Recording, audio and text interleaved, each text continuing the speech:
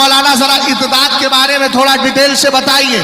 میں کہوں گا پہلی بات تو یہ سمجھ لیں، اللہ کی بارگاہ میں کوئی دین قبول نہیں ہے، اگر ہے تو مذہب اسلام ہے۔ رب نے اعلان فرما دیا تیسرے پارے سورہ آل عمران میں، رب ارشاد فرماتا ہے ان الدین عند اللہ الاسلام۔ اب جو جملے بولنے جا رہا ہوں بڑی توجہ کے ساتھ میری بات کو سننا، اور جا کر اپنی بہن بیٹی اور اپنی بیوی اور گھر کی بچیوں کو بتا دینا۔ انشاءاللہ یہ ساری باتیں ذہن میں بیٹھ گئی تو کوئی بدعقیدہ ہو یا کوئی کافر ہو، بت پرست ہو، کبھی ان کے ایمان کو تباہ نہیں کر سکتا ہے انشاءاللہ الرحمن۔ اللہ کی بارگاہ میں صرف ایک دین ہی پسند ہے، اس کو کیا کہا جاتا ہے؟ اونچا بولو، دین اسلام کہا جاتا ہے۔ رب کہہ رہا ہے ان الدین عند اللہ الاسلام، اللہ کو صرف مذہب اسلام پسند ہے۔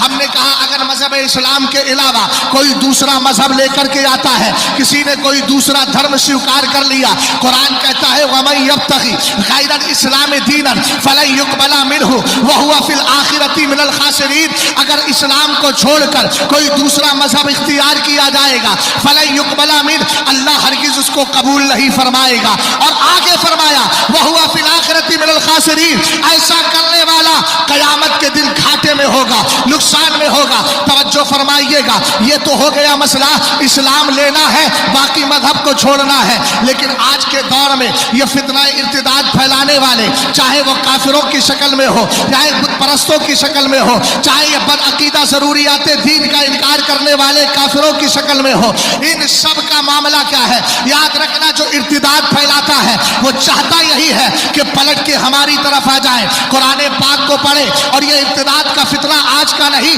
ارتداد یعنی فتنہ ارتداد میں مبتلا کرنے کا سلسلہ پہلے کا ہے، بہت پرانا ہے۔ لیکن جو اللہ کے نبی رہے، جو اللہ کے رسول رہے، اور جو اللہ رب العزت کے پاکیزہ بندے رہے، ان پر اس کا کوئی فرق نہیں پڑا۔